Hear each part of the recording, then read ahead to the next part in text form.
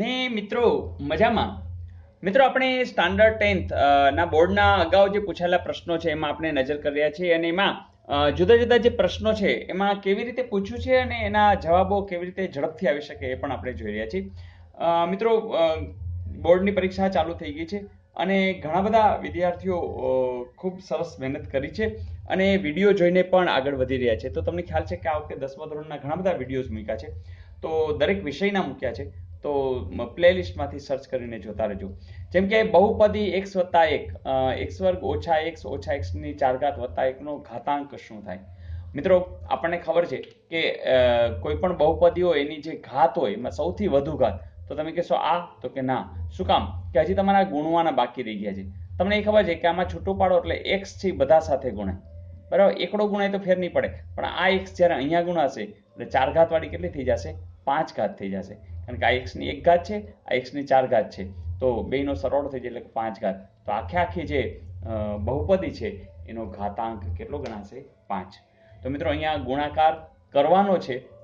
જો ઉતાવળ કરો તો તમે 4 લખીને આવો તો એ ભૂલ પડી શકે. તો આ રીતે સીધે સીધું મળી જશે. આમાં કંઈ ગણતરી કરવાની જરૂર નથી, છૂટું પાડવાની જરૂર નથી. જે ખ્યાલ છે એનો સીધે સીધો ઉપયોગ. Is it okay? તો આવું માર્ચ 2015માં પૂછાયેલું. જોઈએ નેક્સ્ટ. પછીનો અંક છે કે બે અંકોની એક સંખ્યાના દશકનો અંક 7 અને બંને અંકોનો સરવાળો એ એકમના અંક કરતા 8 ગણો છે, તો તે સંખ્યા ખાલી જગ્યા છે. મિત્રો આમાં x અને એવી રીતે ધારીને બધું કરી શકાય, પણ એવું કાંઈ ન કરે. આ સિમ્પલ કહેવાય. જો બે અંકોની સંખ્યા એટલે અને દશકનો અંક 7 હોય તો તમને કહું આ બધી બે અંકની છે તો આ આવી શકે. પછી દશકનો અંક 7 છે. જો અહીં દશકનો આ એકમ કહેવાય ને આ દશક કહેવાય, તો આ ન આવે. એકમ કહેવાય, દશક કહેવાય, આ શક્યતા ખરી. આ દશક, બરોબર, આ દશક, એટલે આ ત્રણમાં શક્યતા છે. પણ બીજું કીધું છે બંને અંકોનો સરવાળો એ એકમના અંક કરતા 8 ગણો, એટલે એકમનો અંકથી 8 ગણું કોણ થાય? તો બેનો સરવાળો કરો. આનો 7 નો 1 8. હવે જો એકમના અંક કરતા 8 ગણો છે તો આ છે, બસ. તો હવે કાંઈ આગળ ચેક કરવાની જરૂર નથી, બીજે ક્યાંય ઉઠાતું જ નહીં હોય. તો મિત્રો આટલું સહેલું, એટલે ખાલી કોઈ ગણતરીની કંઈ નહીં, ખાલી નજર કરો ને એ મળી જાય. તો બસ જે કીધું છે એમ કે બંને અંકોનો સરવાળો, એટલે આ બધા આ ત્રણમાંથી આપણે સરવાળો કરી અને એમાં એ જે સરવાળો છે એ એકમના અંક કરતા 8 ગણો, તો અહીંયા જ મળી જાય છે કે 7 ને 8 અને આ એકમનો અંક 1 છે એના 8 ગણા કરો, બરાબર? 8 ગણા, તો એ જવાબ મળે છે. તો મિત્રો છે ને સહેલું. જોઈએ નેક્સ્ટ.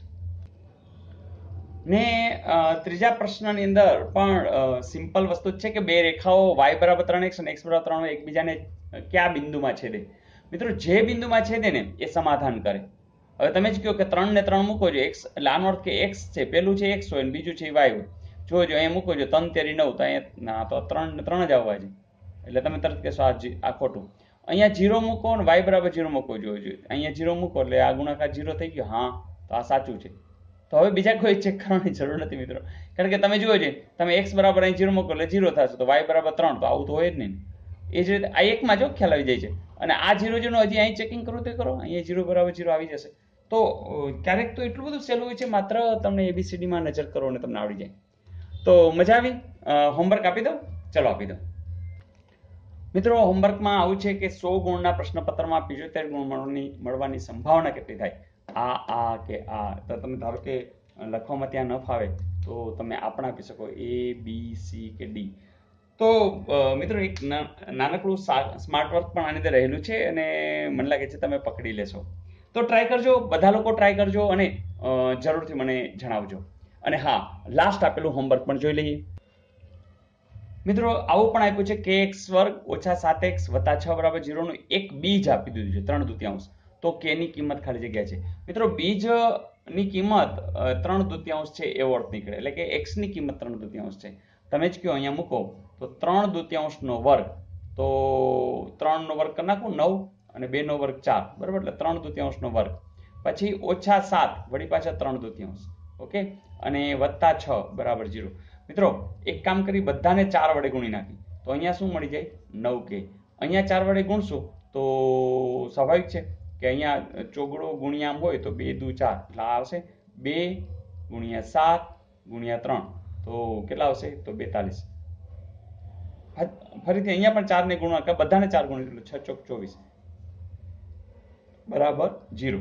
હવે જુઓ 42 અને 24, તમે તરત કહેશો કે આમાં જે બાદબાકી છે એ 42 માંથી 24 કરશો એટલે 8 ને 4, 12 3 એટલે 18, પણ અહીંયા -18 થશે, એ આ બાજુ લઈ આવશું એટલે 9k બરાબર 18, તો k બરાબર 18/9 અને 18/9 એટલે કે 2 ક્યાં છે આ રહ્યું. તો મિત્રો k ની કિંમત કેટલી આવશે 2.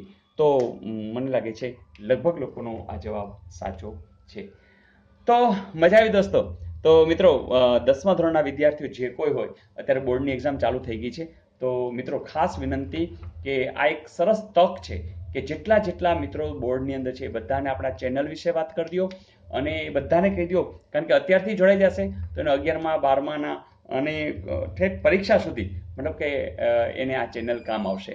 તો મિત્રો એક આ રસ્તો છે કે પ્લેલિસ્ટની અંદરથી જોવું, અને બીજો રસ્તો છે આપણી ટેલિગ્રામ ચેનલ. ફરીથી જો યુટ્યુબની આપણી જો ચેનલ જોતા હોય તો તમને ખબર છે કે NDC લખેલું છે, એને ક્લિક કરશો તો આખી ચેનલ ખુલશે અને એમાં પ્લેલિસ્ટને ક્લિક કરી અને સ્ટાન્ડર્ડ 10thના બધા વિડીયો, વિજ્ઞાન, સામાજિક વિજ્ઞાન, ઇંગ્લિશ, એ બધું તમે જોઈ શકો છો. અને ટેલિગ્રામ જો ચેનલ હોય, તમને ખબર છે t.me, અને અહીંયા NDC STD10 હે ને, તો એની અંદર પણ 10મા ધોરણના વિડીયો આપણે મૂક્યા છે.